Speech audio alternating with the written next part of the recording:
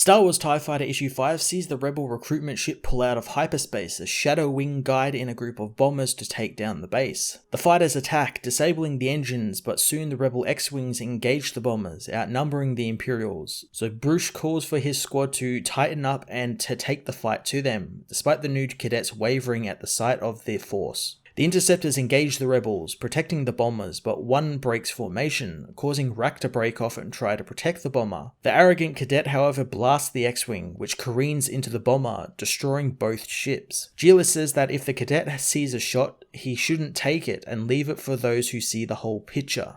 Gila takes down a group of fighters as Ganem has a few close calls of his own, blowing through some of the exploding fighters as Rack is targeted by a fighter, needing assistance from his squad mates as Ganem races towards the base for another run. As he pulls into attack position, he begins to see Zin in his mind, and Bruce tells him that it's not their mission. Bruce tells him that this isn't about what he lost and he can't make this personal. Gila groups with them and backs up Bruce, saying that they protect the squad and this team has been the best team she's ever been on and she doesn't want to ruin that now. Ganem relents, sticking with the squad and helping the bombers destroy the final X-Wings before attacking the base, destroying it completely. Returning to the hangar, Rack is shaken by the mistake he made, resulting in a bomber being destroyed, and he thinks he isn't cut out for this life. Bansu tells him that next time all he needs to do is save them, since that's what they are there for. Suddenly an alert comes over the ship intercom, saying that there has been word of a major rebel attack, and the new Death Star under construction was destroyed, and the Emperor, who was on board at the time, is presumed dead. As they are told to await an order, Gila asks Bruce what they are to do, and he tells them just to wait for orders, since they have a command structure to follow, and despite Palpatine's death, they are still the 204th Squadron, and nothing changes that. Days prior, Gila is joined in the target range room by Bruce, who is impressed with her shooting. Gila says that practice targets are far easier than live ones. Bruce joins her in the booths, and she wonders if they should talk about the mission. She asks her commander if he wants her on the mission, since it's happened a number of times before, since she has never been considered a good fit for a squadron. Bruce finds it funny since she thinks she is the only one finding trouble fitting in, and it would be nice if they were the perfect soldiers, but they aren't clones and they aren't bred for this, and they are people who made choices to serve, and that means they do fit. He continues by saying that sharing the choice is the one thing they all have in common, and it's what makes them part of a squad. Gila understands what he's saying and gets back to shooting, saying that she is a better shot than him, so the mission needs her. Bruce says that he had another reason to talk for her, but if she wants to make this a challenge, she's got a deal, as they both hit the target dead in the center. Star Wars TIE Fighter Issue 5 was a fast-paced, action-packed finale that kind of leaves the door open for more adventures with Shadow Wing, as well as setting them up for the Alphabet Squadron book. I really enjoyed my time reading about these characters and how the book gave a pretty good look at the other side of the Galactic Civil War, painting Imperials as people who made their own choices to join the Imperial war machine, and most of them aren't just faceless, mindless thugs that stormtroopers have sort of led people to believe the Imperials are just that. Hopefully somewhere down the line we can get a comic adaptation of the Alphabet Squadron book or another adventure of Shadowing, since I really like these characters and like to see more of them. I'm going to give this issue an 8.5 out of 10.